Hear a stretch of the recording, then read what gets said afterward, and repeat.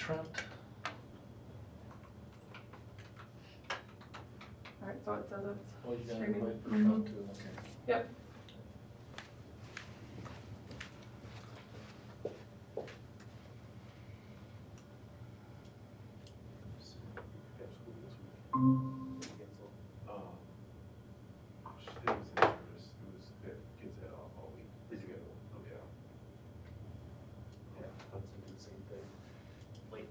Say, Justin, Juan's looking a little tanned. Are you sure he's in quarantine?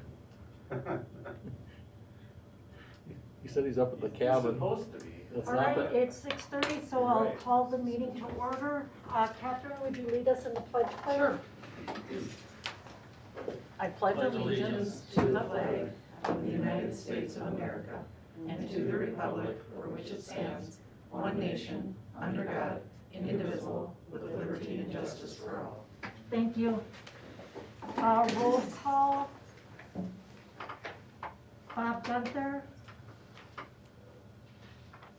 Catherine Cranston. Here.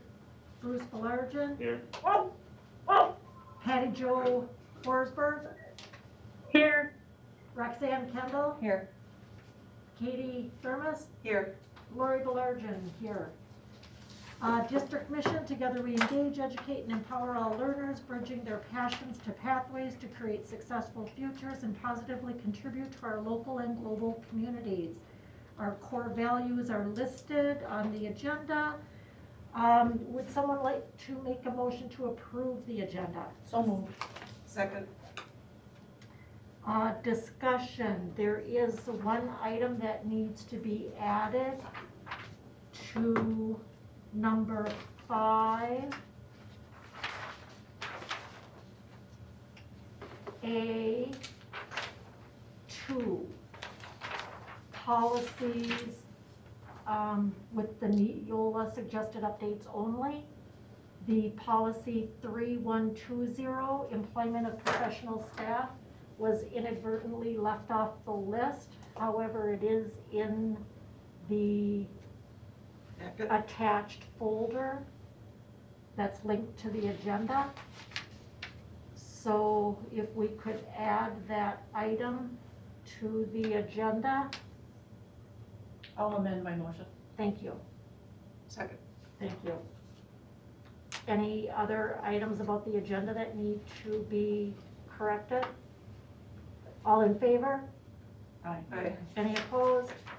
Motion carries unanimously then. Student representative report, student council. We have Katie and Abby with us.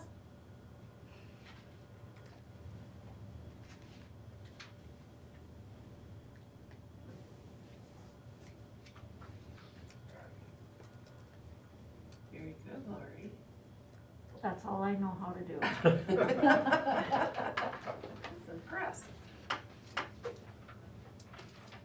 Do we have to hit anything on there? I thought, you know what, Tasia's probably delayed. So, They're already in there. We have to. I think they just need to unmute themselves. They're in the meeting. so Katie and Abby, can you unmute yourselves and show us your presentation?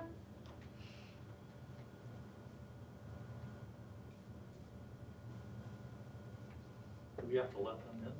Nope, they're already in there.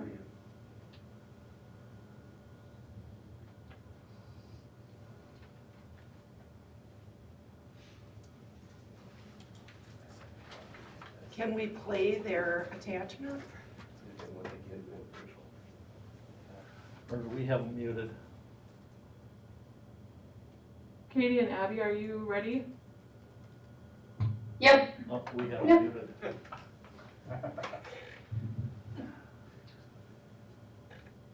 Oops. 1 second. There we go. Thank you. All right, we're ready.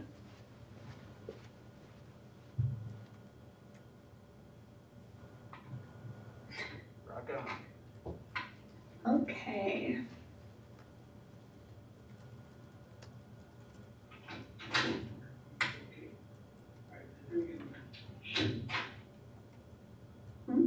sorry. In 1 second.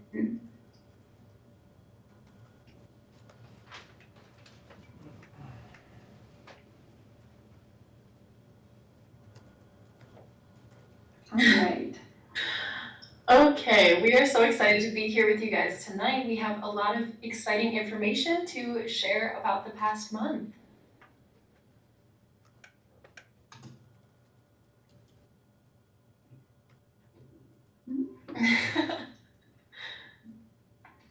Sorry, just some technical difficulties. Okay.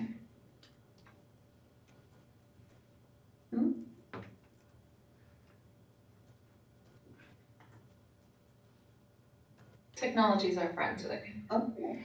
Kicking things off with a little bit of a Learn Anywhere update for this month. Upperclassmen are still taking full advantage of the Learn Anywhere opportunity, and this will soon be available to sophomores, and we're just working out some of the details with that being available to them. And this has really helped reduce the number of students in our building at a given time, which has really helped reduce the number of cases, which helps us stay open, of course, which we are so thankful for. And many students are using this for specific classes like once or twice a week, and it allows them to be in person for required test days, but online for days like work days like that. All right, and a little update on close contact learning.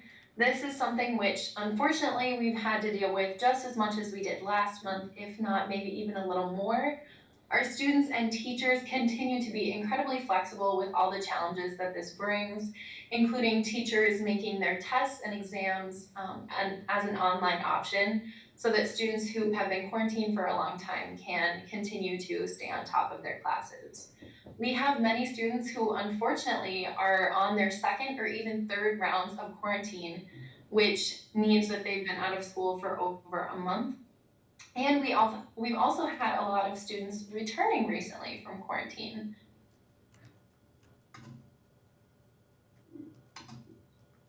And moving on to some winter sports updates. Girls basketball kicked off their season last Monday, and they are looking forward to their first game tomorrow at home against Ellsworth. And boys basketball has been having some open gym practices, and they had their first official practice today, and their first game will be next Tuesday at home against Webster. And for girls hockey, the Western Wisconsin Stars have previously consisted of 4 different schools that play together, but due to COVID-19, only Somerset and St. Croix Falls will have girls playing this season, and that makes for a much smaller team this year. They have 14 girls, but girls hockey captain Erin Herta believes that despite of these struggles, they will be very competitive, and their first game will be this Saturday, November 28th at 7 p.m. at home. And boys hockey held tryouts last week, so their practices have begun, and their first game will be at home against Varon this Friday. All right, and more winter sports. Wrestling has changed a lot this year with the new requirement of masks during practice, of course, because they're inside, and a limit of 2 practice partners.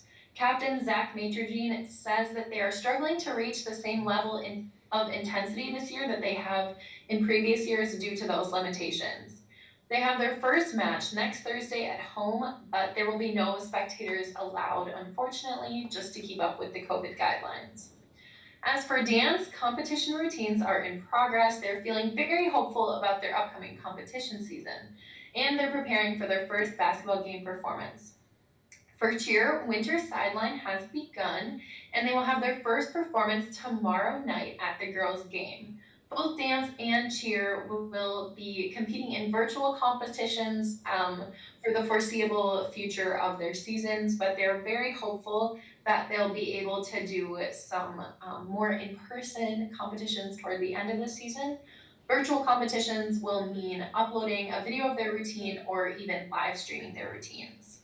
As for a general update from sports in general, no visiting fans will be allowed at Middle Border Conference events, and home fans will be allowed but limited, as it has been during the fall athletic season.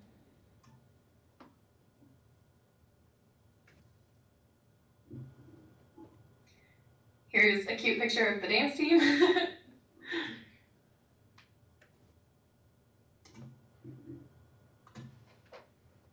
And as for some of the activities around SHS, Drama will be live streaming their radio play It's a Wonderful Life on December 5th and 12th at 8 p.m. and December 6th and 13th at 2 p.m. on the school website.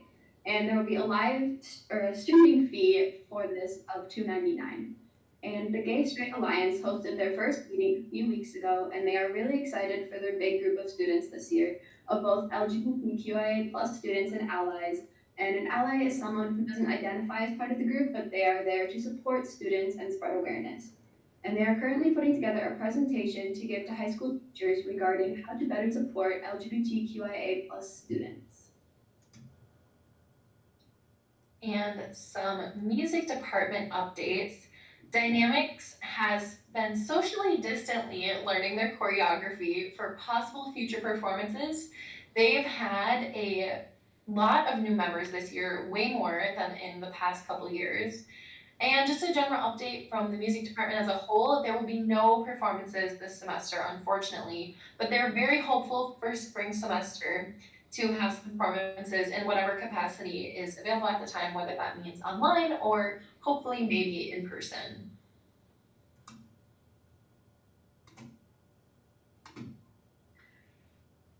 And just some other programs that are going on at the high school right now, our National Honor Society mentoring has begun, and this allows NHS students to divide into freshman advisories just to kind of help them transition into high school and make good decisions in their high school careers. And NHS tutoring has kicked off this month as well, and the tutors have had so much fun helping students at all levels with all different kinds of classes. And CIS teaching assistants, through our CIS class, the U of M, students in this class have had the opportunity to be teaching assistants at the high school, middle school, and even the elementary school. And this has been a really fun way for these students to get some teaching experience and connect with some younger students. This is a picture of some of our freshmen in a mentoring setting with some of our seniors.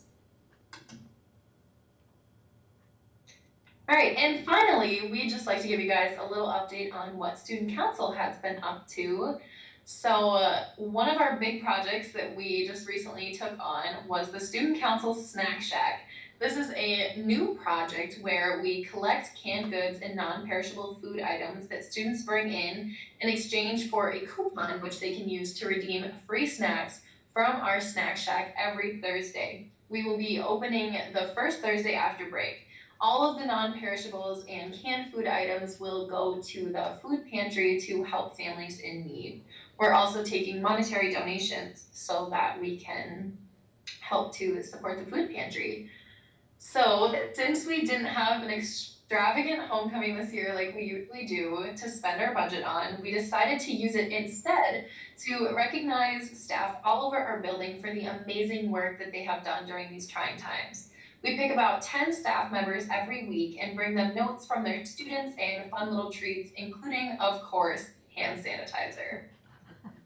All right, that is all that we have for you guys tonight. Does anybody have any questions for us? Great job, thank you. For sure. Thank you. Come across really well on there, don't Yeah. Then the next item on our agenda is the superintendent's report. they? Yes, so we've got a few items on here, and all this is for general information, which I fully expect to come back on work sessions for some more in-depth conversation. But as Justin and I were talking a little bit ago, it's been, I think it was April was the last time that this crew was in front of the board. And so we have Justin, Randy, and Vaughn, or, there he is, okay. It looks like you lost the tan there, that's better. And so what we want to do is just talk a little bit about where we're at with our finances on the project, and we want to start bringing this portion of it to closure, but then also start looking at some possibilities of what we're going to need to do down the road here this next summer. So let's just start out with some of the financial pieces here, and Randy and Dave have been working together to make sure that we're talking apples to apples and all of our numbers are lining up here. We wanna give you an idea just what we have left in the construction budget. And this is the information, I sent it out again this afternoon, I didn't know if I thought I sent it out earlier, like Saturday or Sunday, but, I just sent it out again today, just in case I didn't have it to you. So what everybody has in front of them, as Mark just said, is the budget summary we've been working with from day one. We felt this is the best way to capitalize. Every project was done separately within our system at Market and Johnson. It was managed separately through Wold and ourselves. But overall, it's part of the same referendum that we had to have. So what this 2-page summary really took care of was keeping track of each individual project with the overall budget in mind. And on here, it really just takes care of contingency, money that was spent on things that were unknown, things that were done on behalf of the district, et cetera, and just how that works together.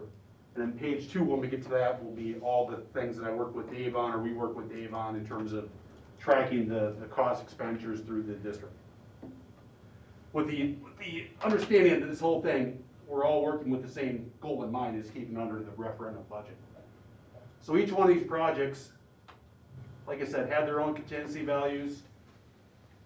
Some of these had some negatives and there were adds. So just to explain a little bit of why we got some negative contingencies versus positive contingencies. If you remember back in, maybe it was June, I think there was a substantial amount of district added items that we added, a bunch of things that we presented to the board. You approved them. It was probably about $500,000 worth of work. We incorporated that into that project.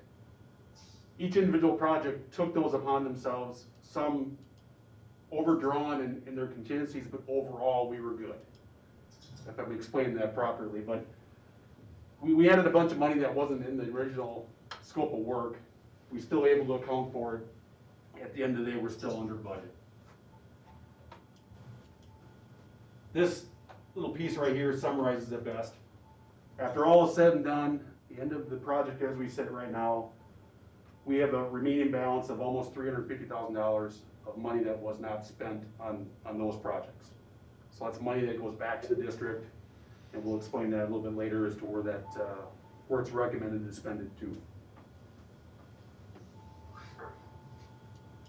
And then we get this page 2, like I said, this tracks all the design costs.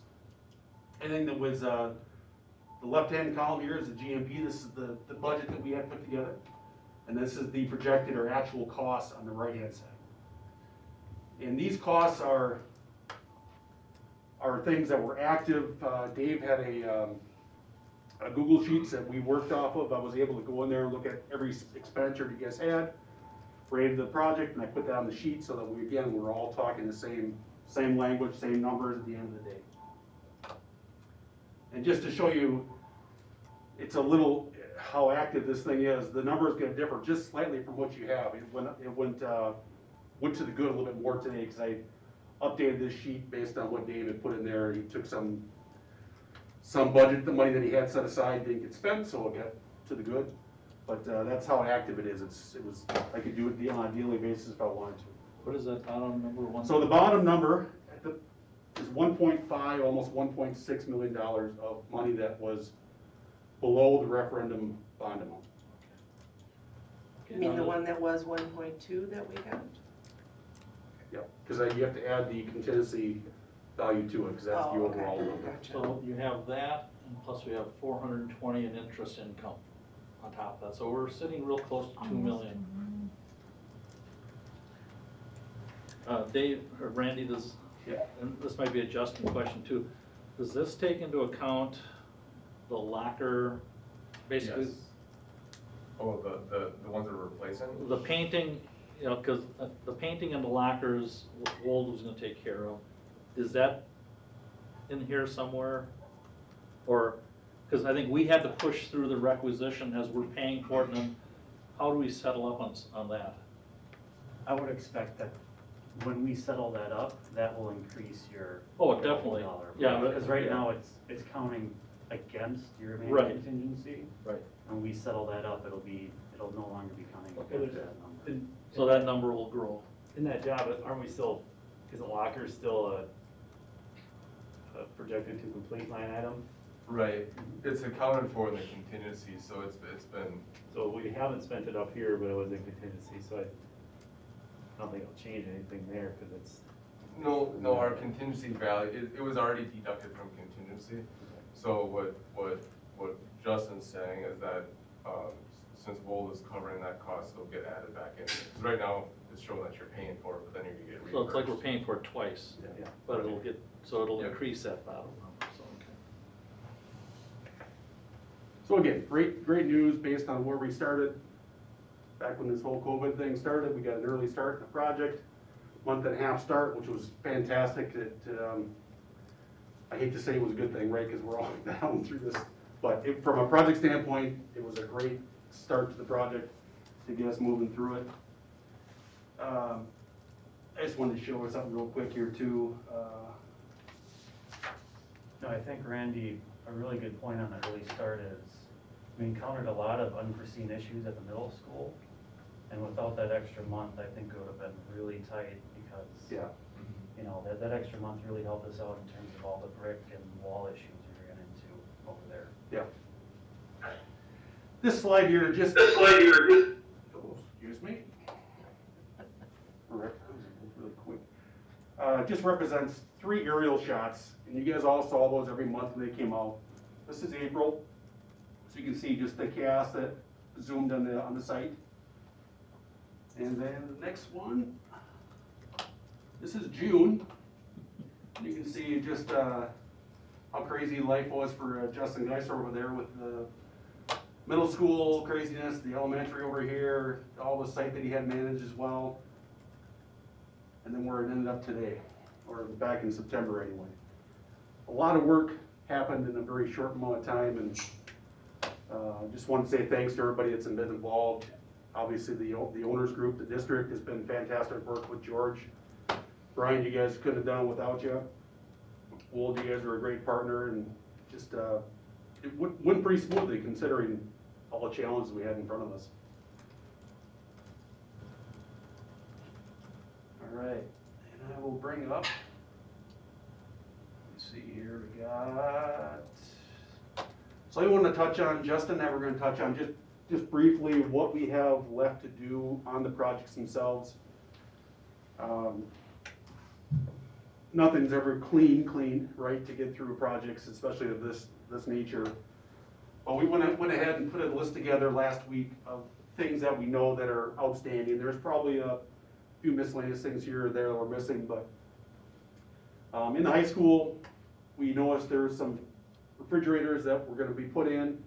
Countertops are a 1/2 inch too short, so that's been taken care of and addressed. Raise those up so we can get those refrigerators in there. Mailbox area, that was one of those items that was recognized by the staff after we moved in that it just wasn't functioning the way it should be. So we went ahead and modified that. That work is in the process of being built, so it'll be put on site here probably over the holidays. And there's item number 3 is just probably about 5 or 6 items that we'll talk about at some point here. Of other things the staff has noticed as they move in, they recognize there's additional TVs, different casework, etc. Work on that list and make sure we can do that or not. Middle school, elementary in the site, very similar items. Middle school is primarily just mechanical items, Justin, is that fair to say? I guess there's a couple of HVAC items. 2 of those items are, I guess both of them are, I don't want to say they're new, but they're still in the works. Item 1, that's an existing ductwork that may have some issues in Georgia. Do you know, did Howerson fix that recently? I know they got quieter. Oh, that just came up this week, so Okay. it's kind of a relatively new thing. Yeah, so that's a new item. It's actually on an old section of duct in the 7th and 8th grade wing, so that we're gonna get that addressed. And then there's a couple exhaust fans in the art room area that are noisy. We're just gotta verify if it's the size of the duct and grill, if those need to be increased, or if it's the fan. So we're working with KFI and controls on that. So other than that, that's the bulk of the issues. I guess I will say that Wold is gonna do a punch list verification on Wednesday, so if there's any architectural items that, that come up, they'll get that verified on Wednesday.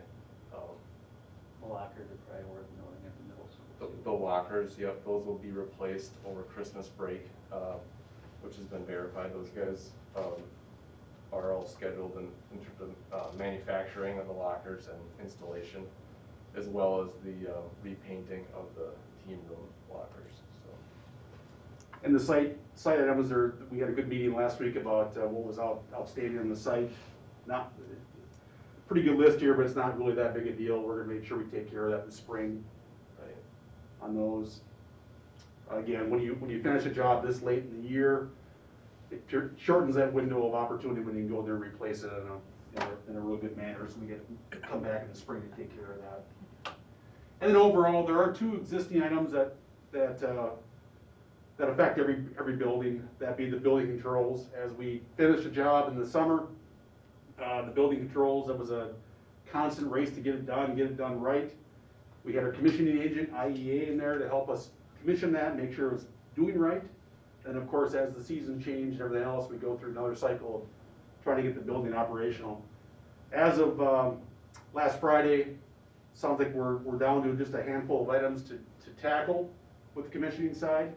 The commissioners will come back again next week, probably later next week, to run through the system, make sure it's still operating at its highest capacity it can, and get us signed off on that particular item.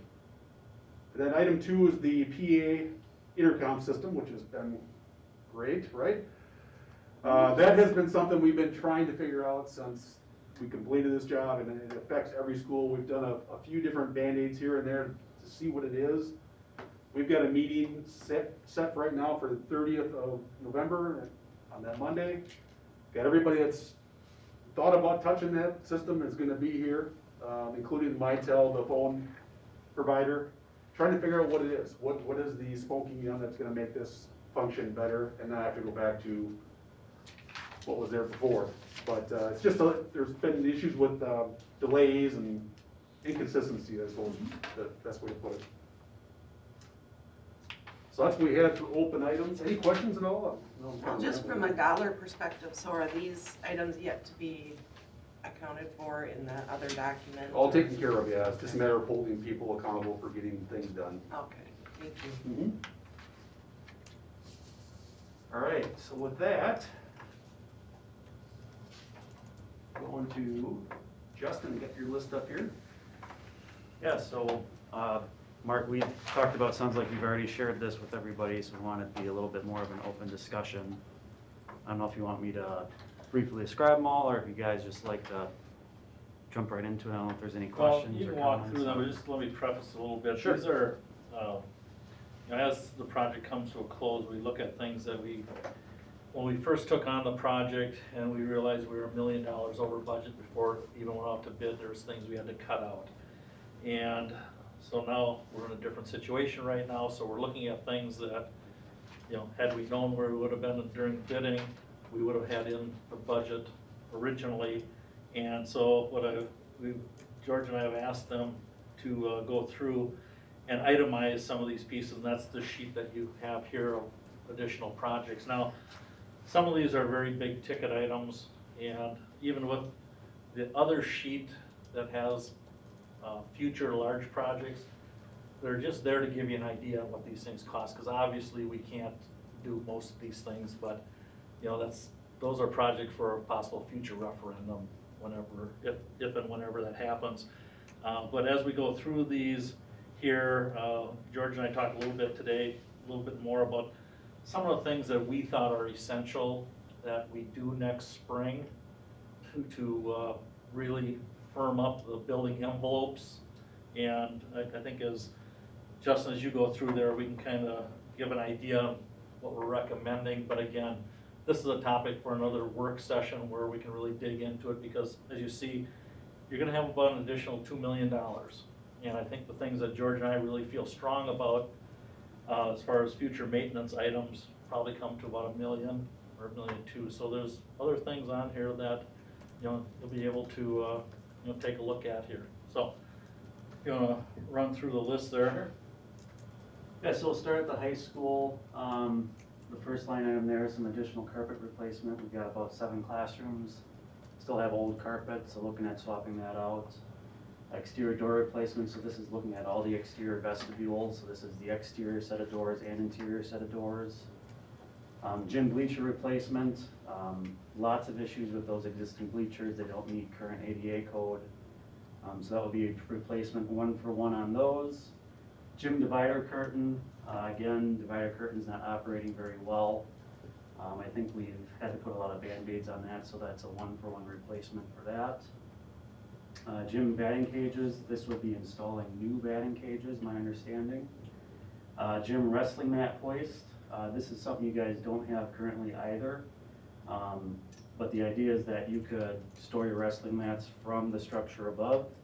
The reason we don't have a cost listed is because that will likely require some kind of structural modifications, and that will take some time to figure out if that's something we want to proceed with. Replacing the dishwasher. And then wrapping up the building in terms of lighting upgrade. All the spaces we touched with the project this last summer, we updated all the lighting to LEDs. The spaces we didn't touch still have the old lights, so this would be the balance. Basically, if we did this, your entire building would be LED. What do you estimate the cost savings would be if that would happen? Vaughn, do we have a good, the question was, what would the cost savings be on LED upgrade? I don't know if we have a rule of thumb for that. It's A payback period. a payback period It was or under 5 and we weren't under 5. Right now, the payback period is probably right at the border of the 5 years, so it's in the camp of, it probably makes sense. It's not an automatic no-brainer, but it's pretty darn close. We did talk about that originally. Yeah, we did. It was right there, but we didn't, because one of the things we were right at cost. But do we have any Excel credits? I know we just did a job, we got 100 grand back. Because of rebates. lighting we did and equipment. So with the equipment upgrades, and if we did this lighting, could we get any rebates from Excel from? Yep. We got focused energy stuff, and I don't recall what the input back was though, feedback was. Do you recall, Justin? No, we just sent in the invoice, I haven't heard what the feedback is yet. We have been working with focused energy trying I to. know we just got a check this week for one of the buildings, Okay, so we're looking for another check, and I don't recall what the amount on the check this week was almost $7,000. And I know there's a bigger one coming. Yeah. The second one will be. And then Focus works with Excel to get their rebate, and we haven't seen anything on that yet. I would think we'd do something like this at all the schools. You're talking tens of thousands in rebates. So what you're saying is not only is there a approximate 5-year payback, but there's some incentives I think we could get rebates. for from rebates Excel. besides. I mean, Yeah. Randy, we do this, yeah, I think yeah. it happens all the time. Definitely is. The bleacher replacement, is that required because we're not ADA compliant? No, it gets grandfathered in. It's just a issue to note, I guess, from your standpoint. We Other can't- than we that? can't- excuse me, we can't modify the existing bleachers to meet the ADA requirements because they're just too old, and that's why we wanted to replace the bleachers. And we are having trouble with motors, alignments, moving them in and out. They've seen their day. Can be a Yeah. safety. Sure have. safety How old are issue. they, do you suppose? Original. The original. They don't work. You put them in. We were fighting this when I was in high school. You couldn't get them back in. I think the high school's a 96 building, so it'd be about 25 years old. And the other thing on that bleacher thing, just if I can have some input here, I think I got an estimate on these bleachers about 3 years ago, and the estimate was over 300,000.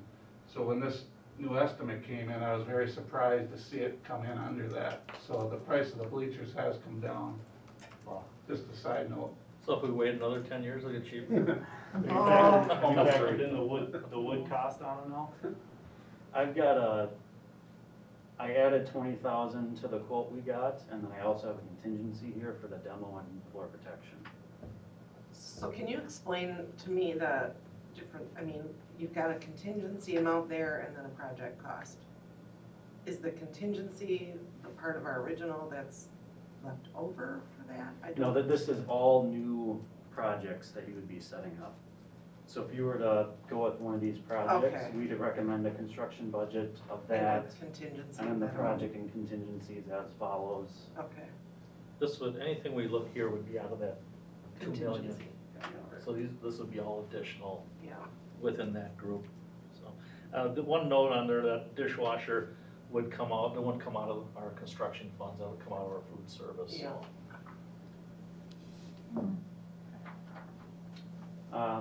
The additional furniture, we've had multiple requests from both middle school and high school for additional furniture. So this would really just be setting aside an allowance or a budget number for us to go back with both of those principals and talk about what exactly would you like to prioritize, or what would you like to purchase additional. For example, at the high school, I think we outfit 10 classrooms with completely new furniture, and I think we have 4 left. So that would probably be at the top of the list in terms of knocking that out.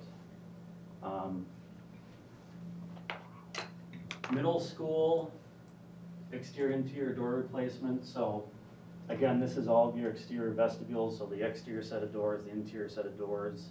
There are a couple interior sets of doors as well that are included in this number. Lighting replacements, so same concept as the high school here. Portion of the project we didn't touch this summer, we'd be upgrading. Renovate the fax lab or fax classroom. This would be a gut and remodel of the existing fax space. And then the additional furniture that was noted above in the high school there. Elementary school, we touched very little in this building. We touched the music art room space and the reception area. So you still have the majority of this building to do LED upgrades on, which is why it's a higher number than the other 2 buildings. You're looking at almost the entire building. And then from the projects this summer, the elementary school is the only one that didn't get fire protection. So that is still something, if you're looking at having fire protection in all your buildings, you still have to do that at the elementary school, and that's a budget number for that. And then looking at the site work, one item we're looking at is a new parking lot for the district office here. We build it to the east side of the building here. Replacing your existing track. So you could do a number of different things here. The first item here is just replacing your track 1-for-1, so 8-lane track going back in exactly where it is. The second line item, if you wanted to do an additional $500,000, you could add a 9th lane and widen the track to facilitate a future artificial turf field. So option 1, option 2. Option 1, replace it 1-for-1. Option 2, replace it, add a lane, make it wider. And then the larger projects that Mark mentioned would be Performing Arts Center, relocating the bus garage out here, doing that artificial turf field at the stadium. And then there was discussions a while ago regarding additional athletic spaces. That's not super defined, but that's just something else that I think Trent would certainly advocate for. What's the ballpark figure for a performing arts center? It's about 12 million. Oh. I'd say anywhere from, depend, top of the line, and then you can work down from that. Vaughn, question was a ballpark number for the Performing Arts Center. It's around 12 million, like Mark said. When we put the rough program together, we're including dressing room, scene shop, some additional lobby space, etc. Once, if you decided that you wanted to continue talking about that, we probably want to meet, look at that space program a little bit more, decide what the level of inclusion would be in terms of the auditorium itself, and some things, just like how many seats do you want to have in it, would impact it as well. But $12 million would be a very good ballpark number. And is that work based on going with the original space, the space that we're using now, the multi-purpose room? Oh, it's completely No, that would be an additional space. I think in our original diagrams, when we were first looking at what was gonna be in the referendum, it's basically that parking lot right out here, I see, okay. right next to the gym there. Yeah, so these are some of the assumptions that Vaughn mentioned that we were making. Yeah, and all those. One of the items not in that 12 million would be converting your existing performing arts space into more of a commons area. If you did any of that renovation to open that more up to the building, do some of that, we'd have to price what that would be as well. That 12 million is really just a pure addition for the auditorium and support spaces. Yeah, when we looked at doing all this together, and when we first started out, before we surveyed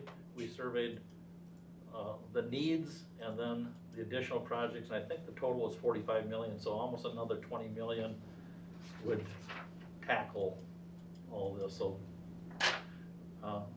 However, you know, we've got that too, so we can bite off some of these things here. And, you know, if you look at that list there, I can tell you just some of the things that George and I talked about, we think are really should be done items here.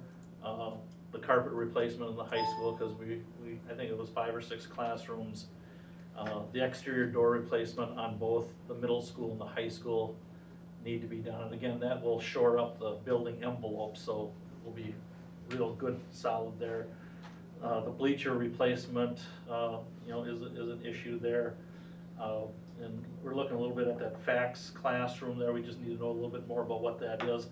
Otherwise, the other items, and I think that comes to roughly around $1 million of things that we think are ongoing maintenance things that we can nip in the butt right now. And so again, the rest of them, you know, all need a lot of discussion to see where you want to go. Because again, to accomplish, you know, put another big dent in the site and everything is going to take another referendum. Because I don't think we can handle that with, you know, our usual money that we have. Well, what about the installing a fire sprinkler at the elementary school? I mean, Yeah, you know, those are all things that I think, you know, this whole list is stuff that. I think we bring it back to a work session and have some discussion, because again, that's a life safety issue there. Too, and that would be the only building that would not have, you know, the sprinkling system, which is still in code, but.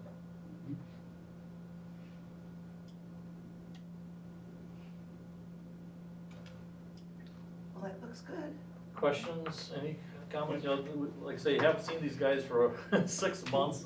You know, I think, you know, it's been a great project. You know, we did some things, approach that I don't think anyone's ever done before, as far as breaking up into separate projects, because rule of thumb is trying to get 7 or 8 million done to a building in the summer is a challenge, and they're able to pull off 28 million on 4 separate projects, so it's hats off to the teamwork. I mean, it was really good from the POC committee, you know, that helped walk through all the projects, you know, a couple times a month, and questions that we had.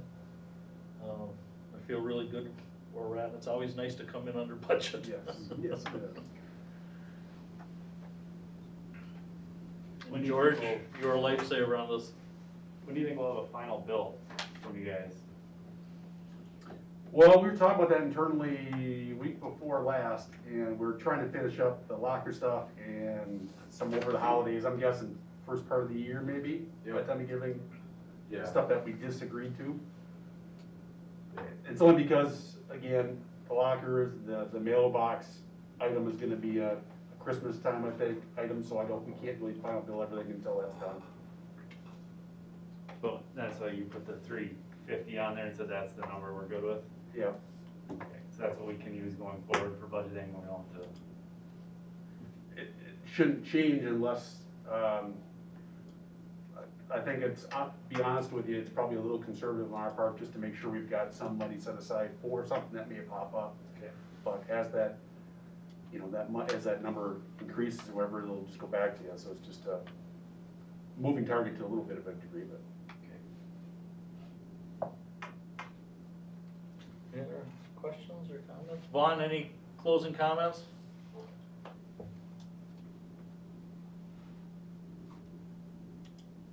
Vaughn, you got any closing comments for us?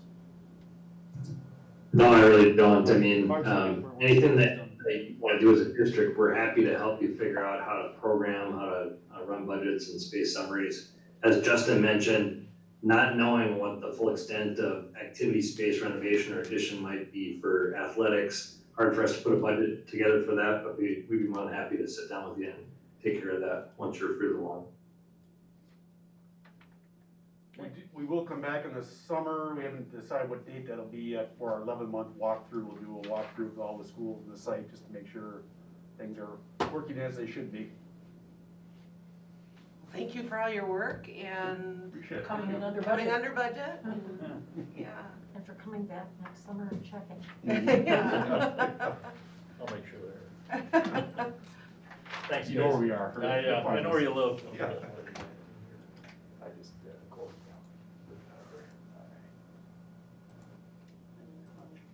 down. There you go. Thank you. Thank you. Thank Thank you. you. Thank you. Thank you. Thanks, Vaughn.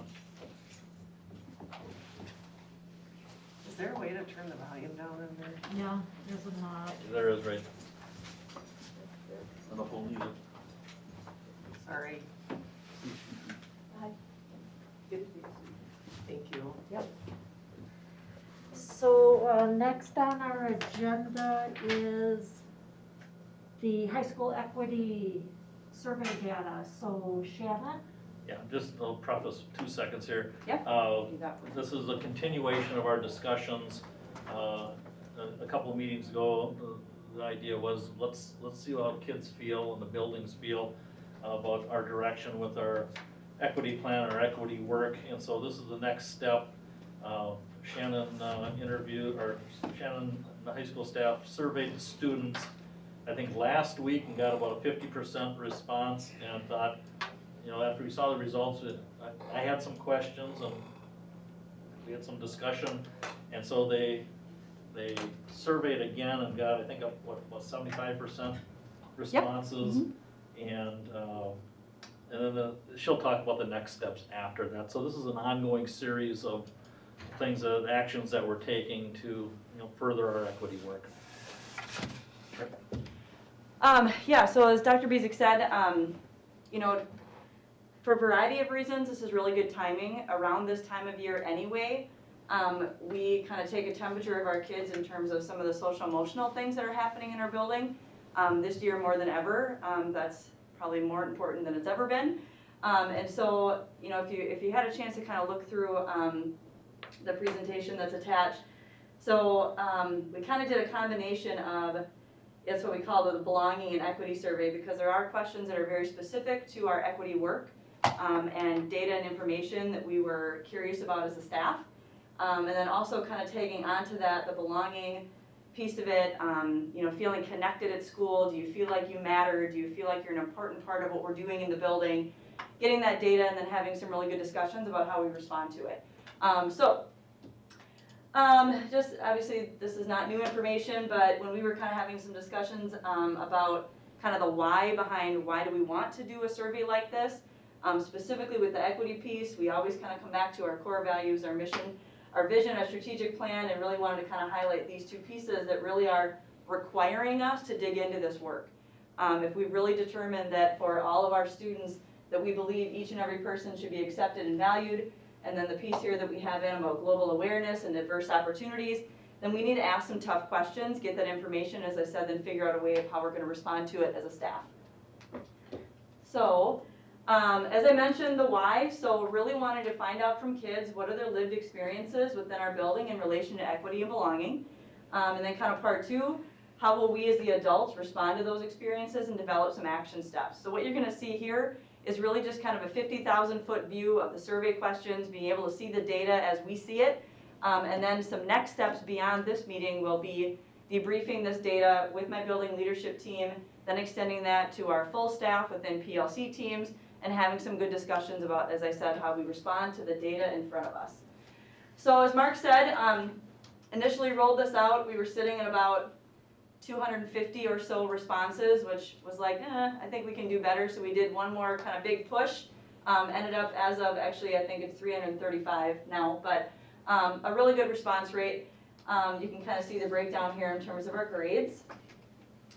So I'm just gonna, as I said, I'm not gonna debrief all of the data super deep tonight, but I think it's important for you to see the questions that we asked and just start kind of wrapping around your head as well, the responses that we received from our kids. So there are opportunities in my class to talk about race. All of these questions, with the exception of the two open-ended questions we had, were designated as strongly agree, agree, disagree, or strongly disagree. So again, I'm not gonna read necessarily every percentage out loud to you, but you can kind of see this is how the questions are set up. Opportunities in my classes to talk about gender, gender equity, and LGBTQ issues.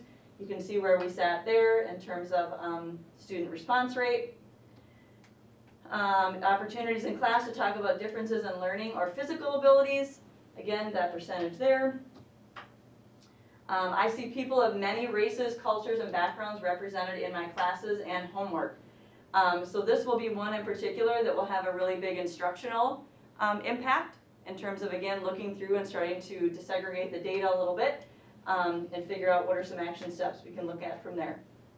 My teachers use examples of races, cultures, and backgrounds that are like mine. So this would be an important one that as we start to kind of dig into these percentages and this data, we want to know who disagrees and really start looking at individual students and say, okay, if we have, for example, all of our students of color that say nope, then that is going to obviously be a huge action step within our building that we need to take a look at. That's kind of what I meant earlier about some next steps for us as a staff is really digging further into the who behind the percentages. My teachers present positive images of people from a variety of races, cultures, and backgrounds. You can see where we stood there. I feel unable to share my views in class because of my race. Again, this would be another one that we felt was an important one to dig into, the names behind the numbers.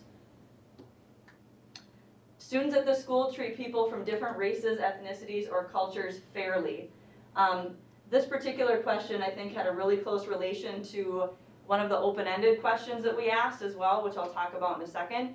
And students gave some really valuable insight in terms of what they see from a student perspective, which is very different than what we see, as you can imagine, from the adult perspective. Conversations that happen in the classroom that we don't always hear, maybe conversations in the hallway. Again, some good points of discussion here. Teachers and adults at the school treat people from different races, ethnicities, or cultures fairly. You can see where we ended up there. How well do people at SHS, so staff and other students, understand you as a person? So this is where we started kind of shifting a little bit from the equity questions to a little bit more of the belonging and trust. So you can see kind of the three options here. Again, important to kind of dig into some of the names behind those percentages. How connected do you feel to the adults at SHS? So extremely, somewhat, and not at all. If we have kids that feel like they have no connection in the building, that's a big action step. How much do you feel like you belong at SHS? So completely, somewhat, and do not belong at all. Again, that 9.3% in particular will be a subgroup that we will go after. How much do you matter to others at SHS? You can see where we are here. Do you have at least one adult at Somerset High School that you trust? So right before I stood up here, I wanted to see exactly, just to make sure I had the most recent numbers. So we have 22 kids that said no. So the good piece is we have a high percentage of kids that feel like they can identify at least one adult in the building, which is the goal. We would like that number to be at between 3 and 5, is what research will tell you. So if we have kids that feel like there's no one in that building that I trust, again, that's something that we need to talk about as a staff. I should go back just to 1 second too. So that last question about do you have an adult that you trust? The next question under that was if you answered yes, can you please list who those adults are? And it was amazing. Many, many, many students listed 3, 4, 5, 6, 10 adults, which was awesome. And that's important information I feel like to share with staff as well. And they'll have access to this. So here are our 2 open response questions. What do you wish your teachers knew about your experiences of race, ethnicity, or culture at SHS? And what is the most important thing that SHS can keep doing to support students of different races, ethnicity, and cultures? I did not, because I didn't want to somehow unintentionally identify a student's response, I didn't include the responses in here. But these were, and I would say, are going to be very important pieces of conversation within our building because kids tell it like it is, right? I mean, there's no sugarcoating. Lots of really positive responses and some responses that were hard to read. And kind of even from my own lens of like, man, that happens in our building, right? So this will be some, as I said, really good information for our teams and our staff to talk about. And the last one I had here, we asked kids, who's interested in having more of a voice regarding this issue. Having a student focus group, kind of all the topics that we talked about. So we have, 15% of kids, which is about 45 or so, that said, yep, sign me up. I want to be part of a focus group. I want my voice heard. There's lots of suggestions and some of the open-ended questions of things that would be really good for us to be able to talk about and create some action around. But I thought, as we talked about as the few staff that have started to kind of talk about this, like being able to really sit down with those 15% of kids and say, hey, let's hear, what do you got? What's your experience? Let's hear, what are some action steps that you have, and really start kind of leaning in on those kids in particular that are standing up saying, yep, I want to be a part of that conversation. So, as I said, just some next steps. Looking at these survey results with our building leadership team and our PLCs as an entire staff. Going deeper into the analysis of the individual survey responses to help drive some discussions, not only within our classroom, but how those discussions impact our culture in the building. And as I mentioned, developing a student focus group to really bring that student voice into our discussion and get some ownership and empowerment there from our students directly. So, lots of info there to kind of take in. As I said tonight, really the intent was just kind of that 50,000 foot view of you're seeing what I've seen. And at this point, kind of the next step on Monday is our next building leadership team meeting. And so I will go over all of this in a little bit deeper detail with that group. We will then have bigger discussions within our PLC teams and get some action going. So. I think the next step, coming back to the board, would be some Sure. type of group Yep. presentation of staff and kids. I love this, Shannon. This is awesome. I think it's great. I think the questions are great. The feedback is so important. Thank you for doing this. Yeah, it's powerful. Anytime we do a survey like this, it's eye-opening. So I'm curious about, is Sarah here? Is she remote? I mean, are they doing the same type of thing at the middle school? So you could incorporate maybe, some of the feedback you get from the middle school to Yeah, what they're taking just a this little group different does? approach. I sat in a meeting with her and Kate and some of the counselors there. And this is before I think just at the time we had talked about the survey piece and that. Went down to speak with them to see how can we get, the same inertia or just commentary or start that discussion. And I can't remember exactly what they are doing, but they didn't want to do the survey because that just would not fit with what they're doing, but they are doing things to further the conversation, and we can surely have them part of it too. This is, and even the elementary has things going on. I've just been really wired into with the high school and starting the big conversation there. The one piece we talked about too in our last meeting was having a multicultural club in the schools, and evidently when Sarah was here before, they did have something like that. And it's not just for minority students, it's for anyone who wants to. When I was principal at Armstrong High School, 30%, 40% of our kids were of other nationality other than white, and so, or other races. And it was one of the most powerful groups we had in that school. And it was one of the most celebrated groups we had in that school also. And again, if Sarah said they had it before, she left and it disappeared. And so now is the time we should start celebrating diversity in organizations like that. So we're gonna piece back together. Well, I really appreciate it being about belonging, because that's that restorative lens. And like I said, restorative and equity mesh together, and you did it beautifully there.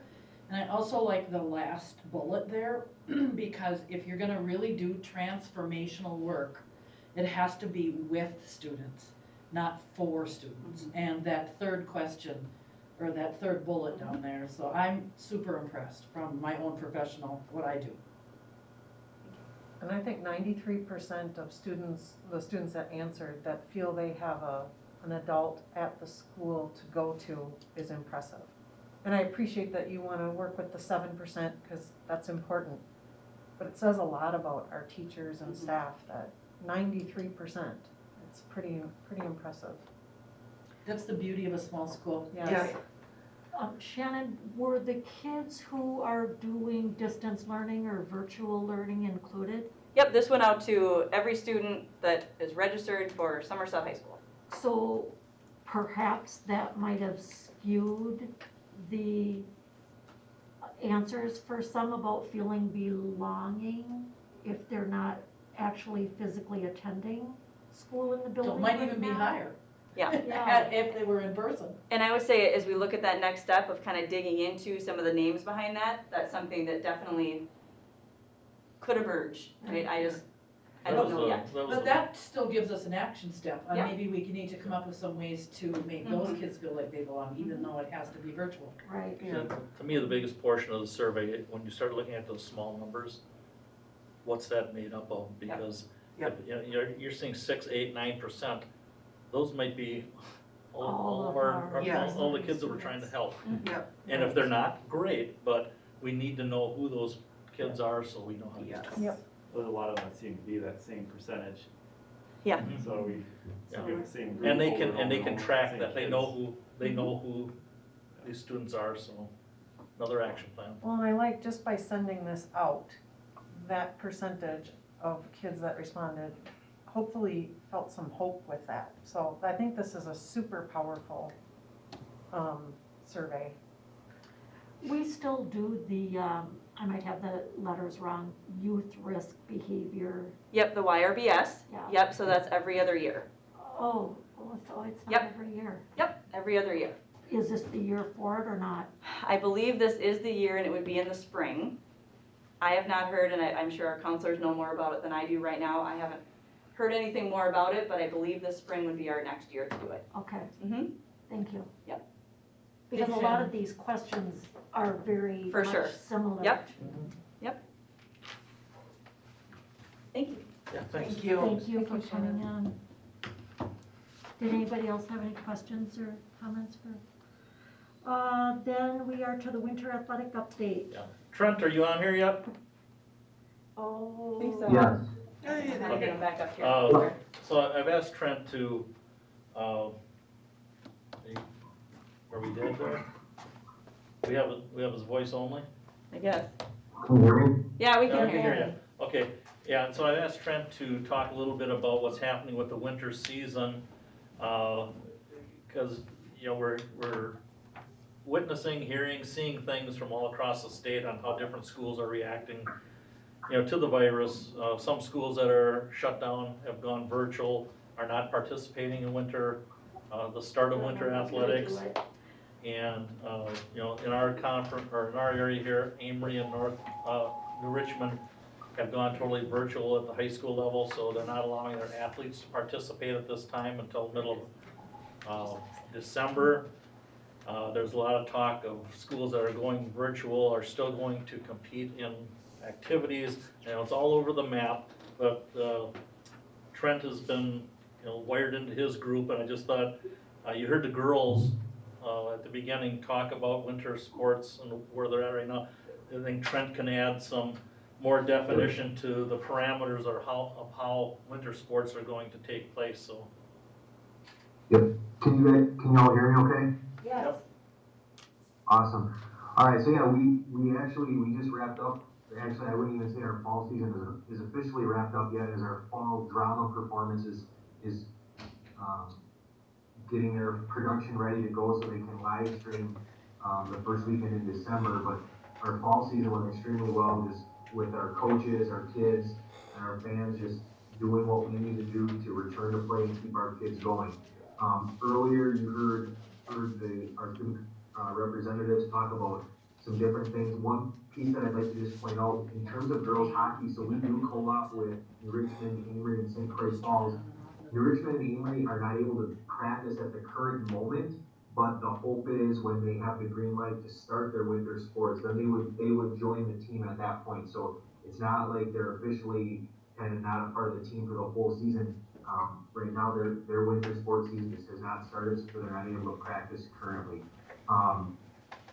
Going into the winter sports season, just like we did with each fall team, we have a sports-specific plan that there's some game adaptations, some things that we use to navigate each sport a little bit differently. Those are based off of the WIA winter sport considerations that they worked with their sports medical advisory committee to roll out to the schools. We have COVID information for our coaches. We have our winter spectator guidelines that have been put out into place. One thing that is different for the winter season compared to the fall, the Middle Border Conference is going with only home fans to start the winter season, and then that'll be revisited after the first year. We are planning to live stream all of our games that take place in our gyms. So like, for example, girls basketball is at home tomorrow night. We'll be able to live stream our JV game and then the varsity game afterwards.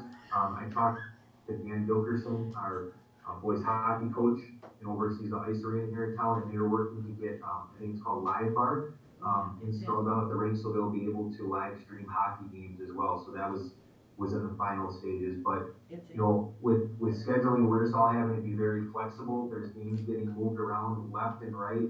As Dr. Busick said, Amory and New Richmond currently have not started their winter sports season. They're hoping to start, I believe Amory's hoping to start on November 30th, with New Richmond hoping to start on December 7th. So what we're all doing is looking at our schedules to fill the holes where some of those games were early in the season, and just shifting things around constantly and going. But yeah, boys basketball, boys hockey, girls hockey started, girls basketball and both hockey teams started last week. Boys basketball and wrestling started today.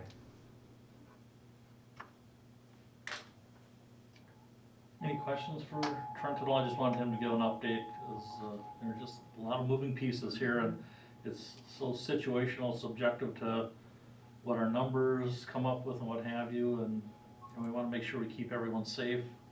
So just like our schools, we just keep monitoring it day by day, week by week, and adjust as we go.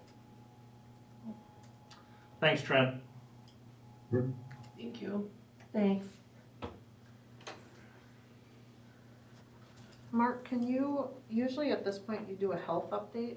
Is there anything to report there? Every time I do that, it gets worse the next day. I'm Oh. really scared to say anything. So I was online with County Health today, and they're scrambling. It's it's not good out there. However, the trend in the last few days, both here and in Minnesota, it's coming down. But we're coming into the holiday season. Who knows what we're going to expect here. But there's really nothing new as far as protocols and what have you. I think last week, I think the head of the CDC came out and stated that, actually said that kids need to be in school. They're safer in school. St. Croix Health is supporting that too, and they made some adjustments to the whole close contact piece. And again, I think we've been very lucky, but luck goes so far. I think our people have done, teachers and George's crew have done an exceptional job of, keeping things clean, doing what they can.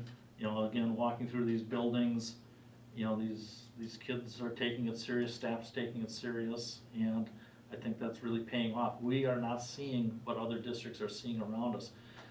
Some of them, a lot of schools around us have moved to hybrid. Well, what Shannon's put in at the high school is Learn From Anywhere is our version of a hybrid. Hybrids are designed to keep, put fewer kids in the building, and it helps, it works. Right now, our middle school is I hate to say this because something will happen tomorrow, but right now our middle school is least affected, and also when we talk about enrollment, our middle school is the least affected by the change of enrollment. We see a lot of change in the elementary and the high school for whatever reasons, but right now the middle school is really solid. So, yeah. So part of the reason I brought it up is, and I wanted to bring this to the board, I was approached by a staff member who asked if we could have a discussion about potentially teachers and staff that are fearful, with, so much is in the news lately about the rise in COVID cases or, just dangers involved. And just wondering if we could have a discussion about, you know, this person was very appreciative of the extra day every other week for preparation. And just wondered if, you know, we could check in with staff and teachers, and maybe you guys are already doing this, you know, more often, just to say, hey, what are your concerns? I don't know how you would do it, I don't think it would be a survey, but I guess cutting to the chase, I just wonder if there's some way for staff and teachers that truly are scared, but they're still coming every day, 5 days a week. Do they have any options? I'm just wondering. I think that what you guys have done in the high school as far as cutting back amounts of students in the building at any given time is great. I'm just wondering, and this is probably far-fetched and hard to manage, but if there is a staff member or teacher that is nervous and scared about the virus, is there some way they could opt for some sort of reduced schedule, or, you know, a 4-day week as opposed to a 5, or I guess I said I would just bring it up to the board. Well, just a couple things here. I think, you know, how we got to the recommendation of 1 day every 2 weeks was done by a survey. I think Trish didn't, you and the principals orchestrated a survey that about safety and concern. Yes, and Shannon. Just what you're asking, that's how we came up with, you know, how are you doing? How, you know, and I can't remember the details of that survey. It was a staff wellness survey. Yeah, and that's where that recommendation of giving an additional day, you know, for that type of work. The other piece, Roxanne, that you were getting to is, you know, there's always things we can do, but, you know, there's a give and take, and it's a kind of a slippery slope, because, you know, we've kind of taken the approach that, you know, if you have underlying conditions, you know, there's options for people, but fear really wasn't one of those that we can just say, okay, you don't have to teach here, or you can do something. Are there some options out there? I'm sure if we look hard enough, but right now, as a general blanket, you know, fear is not a reason to stay home or not work in your classes. And you can't use the FMLA on that either. Yeah, see, this is all, I'm just really just taking this to you guys just so we can have this conversation, because I am not aware of what can even be done. This person pointed out that other schools, and you've already mentioned that, like Amory and New Richmond have gone virtual. I believe Hudson has done some sort of hybrid or virtual, I think, at this point. I have the information, but I'd have to look back at it. And, you know, just kind of playing the devil's advocate, this person also said that likely there are others who feel the same, but people are afraid to speak up for fear of backlash. I mean, not from administrators or principals or anything like that, but kind of from parents if they showed their fear in any way. So just some difficult feelings, but really wanting to be appreciative at the same time. It definitely was a good conversation. The tough part about this is there's no roadmap on this. You know, we're experiencing this, you know, kind of day by day, doing the best we can to think outside the box and get ahead of a few things here. Could we end up like these other districts going virtual? We could within days, just because of the nature of, you know, what we're faced with. But again, you know, we've had people that we know that have been here for years that have just decided, you know what, can't do this anymore, and we've accommodated them on, you know, either retiring earlier, or stepping out, and actually we offered, I think it was a leave. Yes, for the entire year. Yeah. And they had that option to take that. And, you know, if that's the case. Without pay. And if that's the case, you know, we could always accommodate something along those lines. Okay, so it's completely within the realm of possibility to have a conversation with you or with Shannon or Sarah or sorry, I'm drawing a blank. Pam. Yeah, definitely, and you know, those conversations start out with, you know, how can we make this transition? And you know, we've been really good at accommodating people, and if we can accommodate them, great. You know, people put their heart and soul into their jobs here. We wanna do what's best for them, but we have to stay within, Yep. some of the hoops here to make it happen, but, if this person wants to come in and have a conversation, I can lay out options and some possibilities. Thank you. That's great. Thank you guys for listening. So is that, where a person should start, is by making a phone call to you? Like Yeah, setting up I a think time? that would be, and then so we have a conversation, I would talk to the building principal and say, okay, here's the situation we have, what can we do? And as long as we can maintain the order of, educating kids, we can be accommodating, but any accommodation we have would come to the board though. And, so part of that is a feeling of stress with everything that's going on and trying to do two jobs at once, teaching the kids who are in front of you while also teaching the kids who are on quarantine. So those days that we added to the schedule, about every 2 weeks, those are just for the staff to work, to get caught up and do their lessons for both in-person learning and the kids who are distance learning, correct? There's also gonna be some district time in there because there's a lot of things that we haven't been able to get to. Curriculum work, strategic plan work, things that aren't gonna dominate the day by any means. But, our principals may need an hour with a department, or they have to work in teams. So to say that, here's a day you do what you want, no. There's gonna be, there inevitably gonna be some district work tied with it, but it's definitely not gonna monopolize the day by any means at all. This time is designed for them to get caught up on their work and do some planning. And, I hate to even put a percentage to it because I don't know what these people are doing in their buildings with individual work, and a lot of times the teachers themselves are getting together, individually or in groups to further their own work. So we're trying to keep it as flexible as possible. But, things like our equity work and initiatives like that have suffered because we just don't want to keep piling things on people, but there are some things we need to move forward with. So again, it's a combination. That's not how it was presented the way I remember it being presented to the board when we approved it was that those days were for work.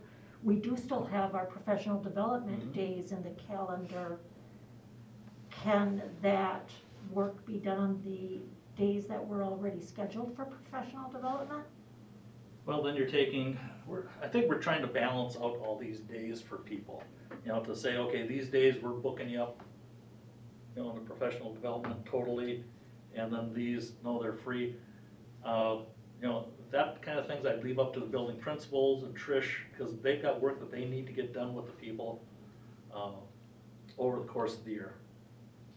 And I'd hate to say 25.6% of the day is district time and 74% is staff time. As flexible as we can keep it, they're not abusing this time at all.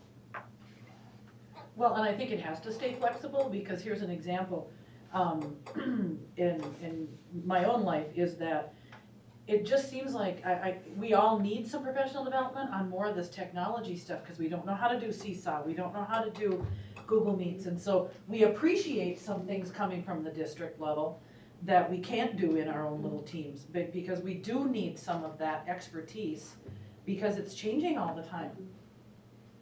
And I'm sure that they're asking for that. Yes. Well, they are, And that's not the kind of thing I'm referring to, I But guess. that may happen on one of those Mondays. Right. And I Yes, think that's what and they're that talking may about be here. something that they would want to happen on Right. those So I think days. remaining flexible has got to be it. Well, it's a big year for technology, people are, they have questions, on these days, these are twice as busy for Brandon and Trish and the principals, because now it's time to answer questions and get the help that people need. We've been asked, can we work from home on these days?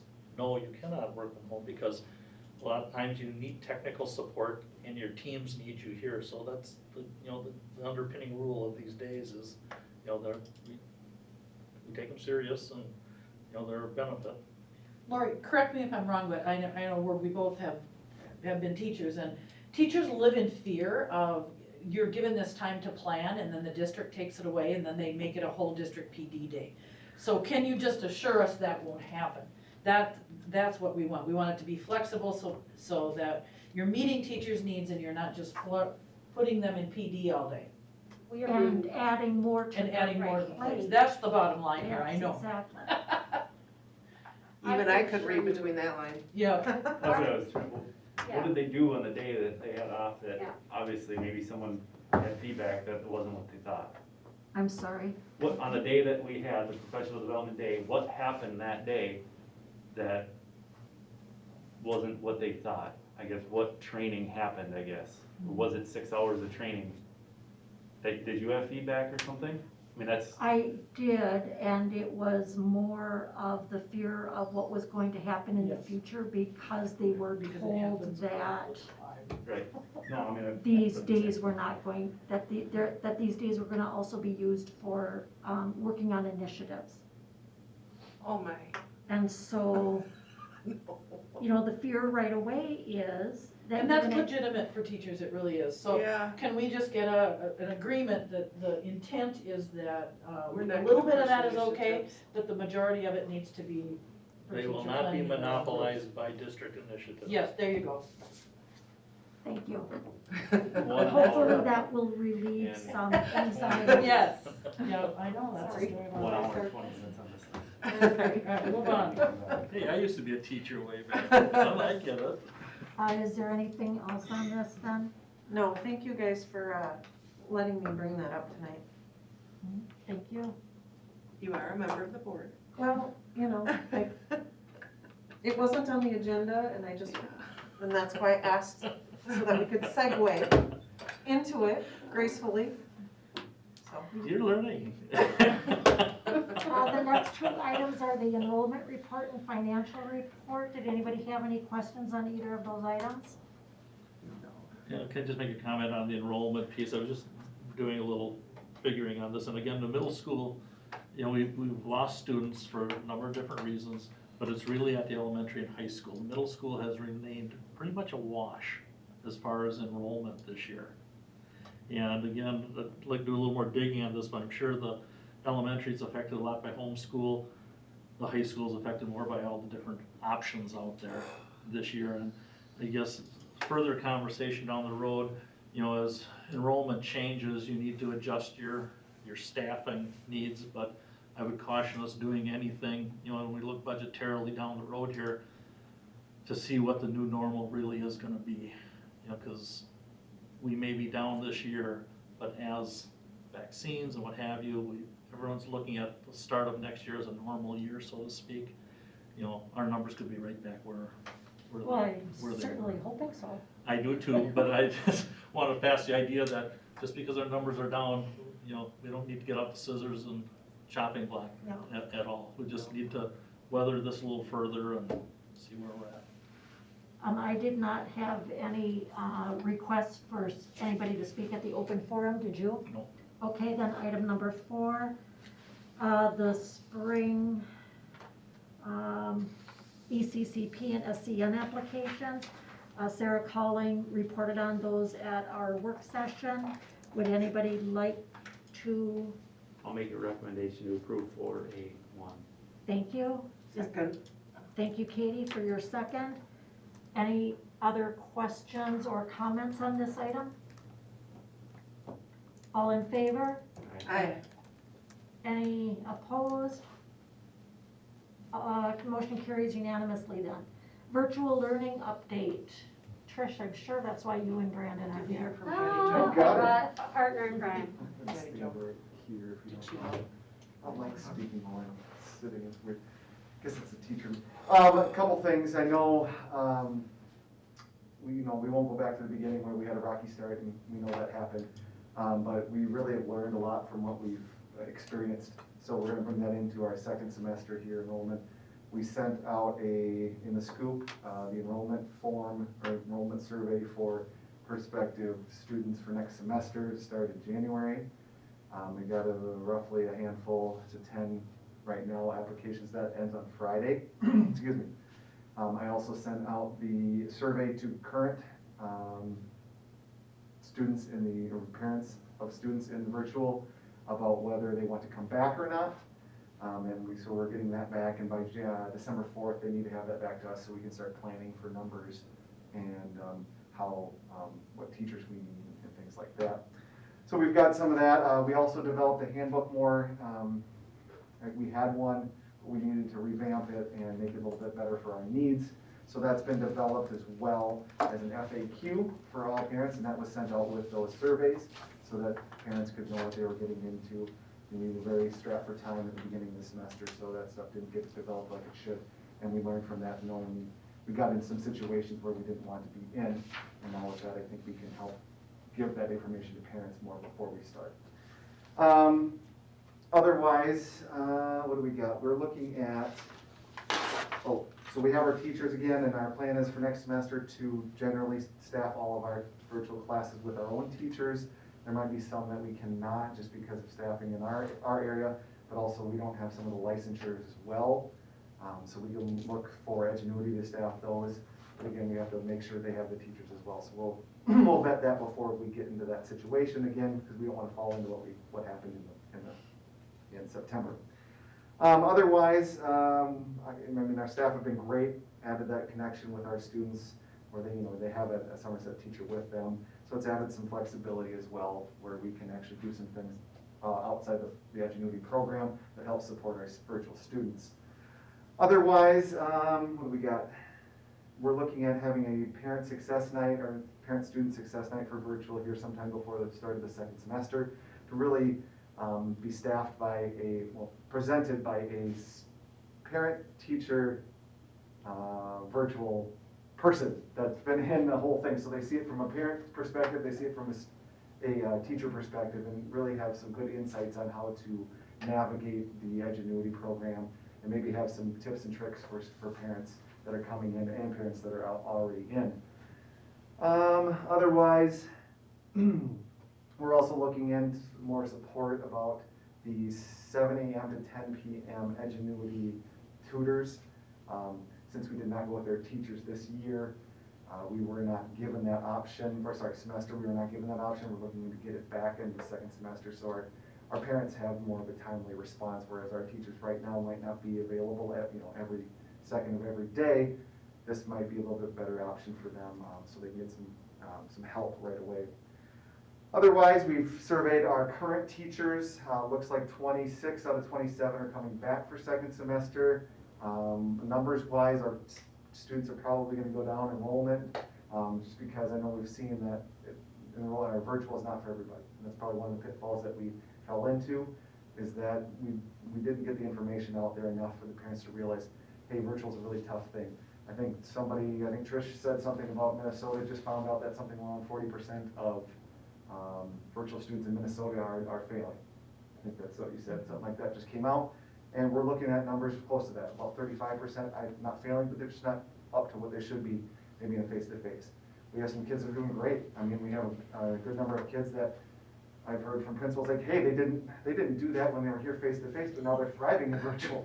I mean, it's great. And then you have some that were thriving in school or in face-to-face school that aren't thriving in virtual. It's a new bag for everybody, and it's really a hit or miss here and there. So we're really looking at bringing some of those kids back, or giving them options to come back or do something else more flexible for them so they can be successful. And that's really what it's about, just for those students to be successful, and why we offered this in the first place, so we can help mitigate those health factors. And as Dr. Busick has said, we've been pretty lucky in that sense in our school district. Nitty-gritty wise, basically, Trish and I have fielded a lot of good questions throughout the whole process. I think our biggest thing was like parents coming to us and saying, asking us questions, and we were able to answer those questions fully. And this really avoiding some of the rumor mill stuff that we found, especially on social media. And when they came to us, they understood exactly what we were talking about, where we're coming from. So that's been a helpful thing when they come to us, and I think that's more and more in the last month or two has been happening more, and we've been able to answer those and field those questions. Numbers wise, 102 at the moment. We have around 15 students coming back, already have told us they are. Like I said, about a handful to 10 are entering, and yeah, I think So you that's about think it. 10 are gonna switch to face-to-face, or? No, 15 are coming back as of right now. Either Virtual, staying virtual, virtual going to face-to-face. coming Right back? now, about 5 to 10 are coming from face-to-face into the virtual program. 5 to 10? Yes, they have signed up for the enrollment process. Whether they are accepted or not depends on when the interview process that we're gonna go through. That's part of And you it. haven't heard from the others, so you're just assuming they're probably gonna stay? Correct, yeah, since they have till December 4th, we're probably about 51, about half, we're almost at about half of the virtual kids right now. And some of What's them- the breakdown for elementary, middle, and high school? I can give you that right now. For the elementary currently, which is elementary for virtual is K5, we have 32. And that means we have 70, which is the 612, which ends up being the high school for our virtual program. I can give you, if you want, I can give you exact numbers of what each grade is. So both middle school and high schools using the same program? Correct, yep, they have the courses within the system. It's broken down just because of the courses that go within the program are, the 612 can be more independent. I think that's really why they did it, whereas K12 has like a learning coach, which ends up being parents or guardians. And it's just a different program, different part of the program. So can you go back, because I didn't understand, I think you called them mentors through Ingenuity Uh-huh. from 6 AM to 10 Tutors. PM. Tutors. Tutors. Tutors, correct. So they have, What within service? within the Ingenuity program, if we were using their teachers, so they're pretty much just all on them, they had an option of a 7 AM to 10 PM, Monday through Saturday tutor program. Okay. They did not offer that with us when we changed the teachers, and we're looking at getting that back from them. So this would be, parents and students would have the option to ask questions Correct. and get timely responses. Correct. Whereas like, I'm not answering an email at 7 o'clock at night or 10 PM at night. Or like where Yeah. teachers are in the classroom. Or they're in a classroom. Teaching, right, Exactly, yeah. exactly, yep. So, that is intriguing. They might allow that this next semester? Correct, yep, And that would be an additional cost to the district. I believe so, yes. Would, some of the things I heard was something about teachers having to unlock things. Correct? Would tutors be able to unlock things? No. No. So that problem wouldn't be taken care of. Unlocking is not a big issue in the sense that it only locks them out if they fail a quiz or a test. And any teacher, me included, can unlock for them. And I think only once or twice within the last 2 months have I ever had to unlock something for somebody because they couldn't get a hold of their teacher. Okay. Yep. Good to know. The one other thing that we're making a change for in second semester, based on just hearing feedback and trying to problem solve around it, is that connection between our physical campus and our teachers here, and our community, and our kids who we don't see. And so we're putting in place a required weekly advisory time. Oh. So like Sarah Calling, on Mondays at whatever time works, she will schedule it. We'll meet with all 9th grade virtual students. And it might be just a check-in, how's it going? Or a goal setting, like what's your goal for this week? Or it might be ACTs coming up, or board exams coming up. Could be anything, based on the group. Same thing at the middle school. Kate Rohrbeck checked in with that crew down there, and she's like, oh my gosh, that's a great idea, just to stay connected. Yeah. And then Julie and Bobby at the elementary. So the pupil services team will schedule it, they will run them, and it'll just be a face-to-face, friendly connection, because Face-to-face via Zoom? via or Zoom, Google yeah, Meet? right, your virtual face, Yes. without mask, which is kind of nice too. But they'll be able to schedule it during a time that fits within their their schedule, and it can be by grade level or by grade band, depending on what works best in their lives and in the lives of the virtual kids. So we feel that's kind of a nice piece too, to just Yeah, make some connections. So trying to make it better every phone call we take, everything we hear, just one more step closer to making it a little bit better for our kids. yeah. Good idea. Thank you. I know that you've worked really hard on this. Everybody has, and it's been frustrating, I'm sure, for the staff, just as it has been for families. So thank you for all your work. Yeah, it's been a learning experience. Yeah. We'll get better, definitely get better. Dive right in. So, absolutely. I think it's here to stay. Thank you. Thank you. Thank you. Have a good night, everybody. Thank you. Next item on the agenda then is policy updates. And Katie, would you like to take care of these motions, or would you like me to make the motions and? Well, I don't have any of my documents with me, but I think this is the second reading, and I don't know that we did any further changes. Did you No. hear from anybody? No. So can I just move to approve the, under advanced operations, item A, I, 1, 2, and 3? All of them. Okay, so we have a motion on the table. Would any- I'll second that. Thank you, Catherine. Did anybody have any questions about a particular policy? Oh, and I hope that the principals, I know that, we asked specific things, you Mhm. know, but I hope you had a chance to look through them. Yep. Okay, And that's why policy 2261.01 and 2370 are not going to the new policies. We're Yes. just staying with our current ones. yes, And policy, I believe it was 5517, yes. was taken off so that we could do it in July in conjunction with the student handbook.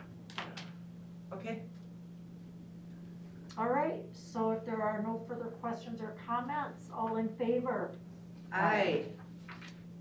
Patty Jo, are you with us still? I am, and I said I to a muted phone. Okay, thank you. Any opposed? All in favor, motion carries unanimously then. We are on item B, referendum invoices. Would anybody care to make a motion? Make a motion to approve 5B, 1 and 2. Second. Any questions or discussion on the invoices? Market and Johnson totaling $557,769, and the flooring totaling $10,413.40. All in favor? Aye. Any opposed? Aye. There you go. Motion carries unanimously. Consent agenda. Would anybody care to make a motion? I move to approve items 6A, B, C, and D. Is there a second? I'll second. Bruce, second. Anybody have any questions or discussion on any of these items? Is it common to get donations? I'm just curious. Yes. We are fortunate that we do often get donations. I'm not sure if other school districts. Yeah, it's amazing. Yeah, it really is. I mean, this was what, 3,000? $3,000, yeah. So all in favor? Aye. Any opposed? Motion carries unanimously. General information, the WASB convention is coming up. Do you guys get this magazine? Okay, so the November magazine has a lot of information about it. Donald Driver is going to be one of the keynote speakers, and there are many breakout sessions on a lot of the topics that we are currently, What's the date of that, Lori? January 20th through the 22nd. It's a full day on Wednesday, a full day on Thursday, and half a day on Friday. But it's all on Zoom, so you could just It's go to the breakout virtual. sessions you want. Yes, yeah. And they're going to be available, so if you miss something, you can log in to see They're gonna it record, later. okay. And I just wanted to mention some of the items that they were, student achievement, leadership, community engagement, human resources, school finance, school law, all of those, and many different breakout sessions in all of those areas. So I encourage anybody who is able to participate, and let Tasia know if you would like to Yeah. participate. And she'll set it up. And I think the deadline for letting her know, you should really probably do it by December, probably before Christmas break. The last day to cancel is January 8th. So she could probably still register you in January. But the last day, if you register and you want to change your mind, the last day to cancel is January 8th. December meeting dates are the 7th and the 21st. Catherine, was there anything that you would like to add? No, I don't think so. Bruce? Just I guess another athletic update at our next December 7th meeting to see how those sports are going after a couple events, practices. Just watch that closely, I guess, my concern. Just going into other districts and bringing other schools in here, I think it's really risky. But Yeah. I'm not gonna throw away a kid's season at this point, but I really need to monitor. So we just need an update from Trent, is what Yeah. you're saying? Patty Jo, is there anything that you'd like to bring up? At the next meeting, I'd like to know how many parents or students we lost, if any, to other online learning. Because I heard some rumbling about like a Wisconsin Academy through like Appleton School District or something like that. There seems to be some parents that are going to open enroll their students to other virtual programs.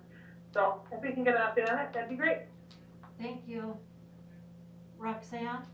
I just wanted to recognize Leslie Thomas for the huge grant she received for Kids Club and thank her. Pretty impressive, thank you. Yes. We got several of those over the summer. Yep. And now another one for the fall, so that's great. Katie? I'm good. And I think I am too.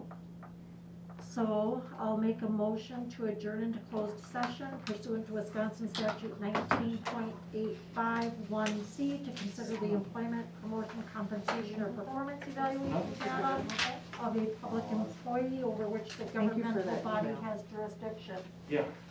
Is there a second? I'll second it. Yeah, so it's like 650. All in favor?